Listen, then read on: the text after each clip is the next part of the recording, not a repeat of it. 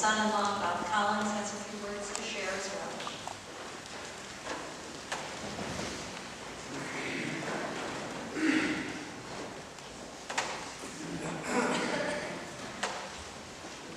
Well, if you made your living in radio, and if you worked at Berkshire Broadcasting, and you weren't blessed with a radio voice, you lived in mortal fear that you would somehow on the air follow either one of two great voices. One is Don, the other is Steve Long. Smiles, that's good. Let's see if we can hold that. There was a time I would read this without these. I am, of course, deeply honored to be asked by the family to speak to you this afternoon about Don Thurston. I've been known to put a few words together from time to time, but there's nothing in my experience that has given me the ability to put Don's life as I've known it into words. In 1976, I got a letter in the mail. It said, "Dear Bob, thank you for your interest in WMNB. Fortunately, we have no present positions. We will keep your resume on file. Sincerely, Don Thurston." And I wish I had saved that letter, but I had so many of them. 3 years later, I met his daughter, and when we worked down at WBEC in Pittsfield, I didn't care for her that much. I gather she wasn't all that thrilled with me at the time either. So, of course, 3 or 4 years later, we were married.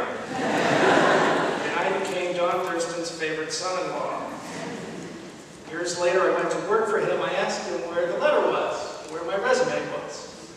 And he admitted that he didn't really keep it. It was funny. My life is to be marveled, even when it ends. Guy grows up in Gloucester, modest means, goes to school to be an electrical engineer, goes to Vermont, works in radio, does a morning radio broadcast from a barn with a dog, strikes out on his own, works his way to the Berkshires, works his way up to owning a radio station in North Adams, starts an FM radio station, WMNB, which, by the way, he used to say stood for We May Never Broadcast.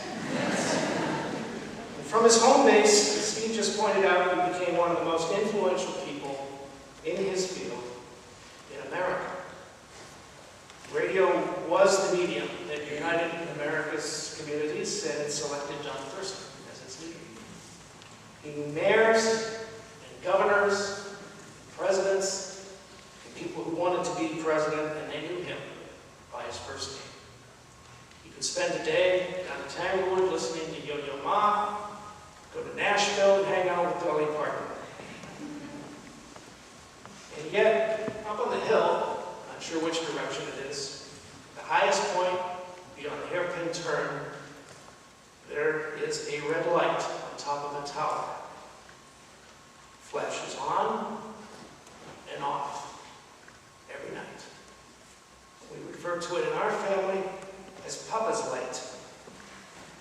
Now, they were going to shut it off if I have the story right. If I don't, it won't be the first time I've messed up the story. They were going to shut it off a few years ago because I gather it's not required anymore. And some pilots over at the airport, bless their hearts, said that they needed that when they're flying around over tremendous terrain at night, it's the signal that says this is where home is, right over here. Like Papa's light, Don reminded us through his actions and his words that no matter where you are, no matter what the route of your life, no matter what terrain you had encountered, this is your home, right here. Lesser men have left the Berkshires and they never looked back. Others have seen success as something you can only find somewhere else. Where others saw danger, he saw potential, which is the number one reason, I think, why Don saw so much success himself. He saw in us things that we didn't even see in us. And nobody loved our success more than Don. He was loyal to the people who worked for him at those radio stations, and they were loyal to him.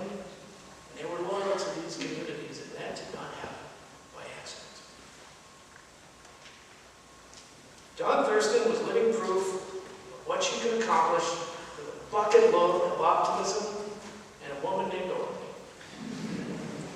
If you were a contemporary of Dawn's and also, by the way, as a son-in-law, your God-given survival instinct compelled you to a life with a singular purpose, and that is not to disappoint Dawn Thurston, a man with that voice that would make you sit up straight. And I say that not to imply that there was any kind of price to be paid from Dawn for disappointing him. There was a price to be paid from you in your mirror. That's what a role model does. He provides the big shoes, and the rest is up to us. He made us want to be better. Dawn was brilliant. He made us want to be brilliant. He was a man of more integrity than anybody I've ever met. And he made us want to act with more integrity, too. He felt an abiding sense of service to his community, whether it was his church, his city, his county, his college, or his country. And he made us want to serve our communities, too. Whoever you are, whatever life you live, Dawn Thurston taught to you, your life was the most important one in the world.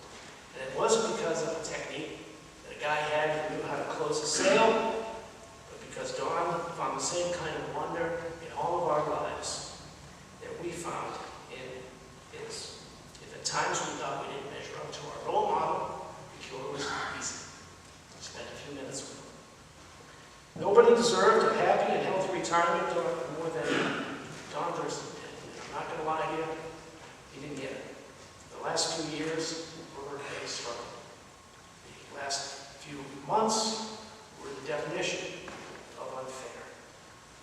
They required us then, and they require us now, to make a withdrawal from a bank account that Dawn made a regular deposit, his wisdom. There is a well-embellished parable that says one day Solomon decided to humble Benaiah, his most trusted minister, and he said to him, Benaiah, there is a certain ring that I want you to bring to me. It has special powers. If a happy man looks at it, he becomes sad. And if a sad man looks at it, he becomes happy.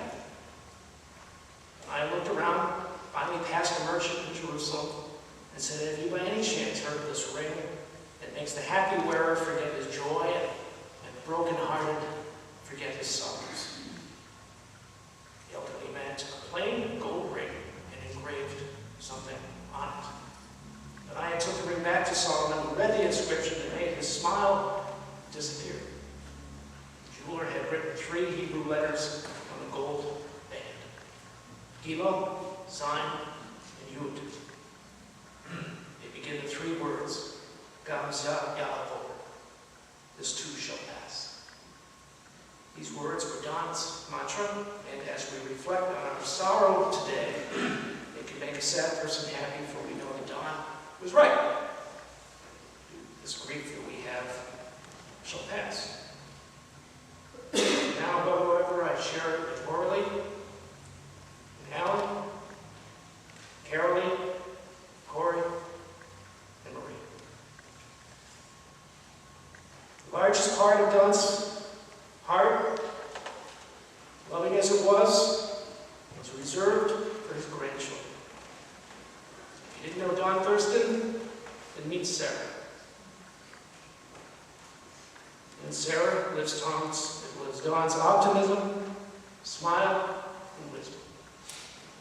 If you didn't know Dawn Thurston, meet Tom, in whom Dawn's dignity, love of family, sense of responsibility, curiosity lives.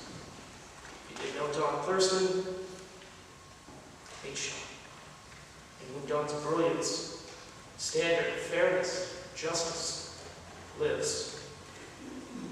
If your grandfather ever rooted for the Yankees, and I'm not saying he did, but if you did, it was because you did. If you didn't know Dawn Thurston, then meet Ross. Dawn's ability to accomplish great things without forgetting his roots lives on. If you didn't know Dawn Thurston, then meet Patrick, and whom Don's ease around people of all stripes, his high expectations, his joy, and determination to serve others lives on. If you did know Don Thurston, today we share a common sense that we have been the luckiest people in the world. In this hour, at this moment, this family, this community, this world has never needed the likes of Don Thurston more. He has given us the example of a life well lived in service to us all. Let us not disappoint him.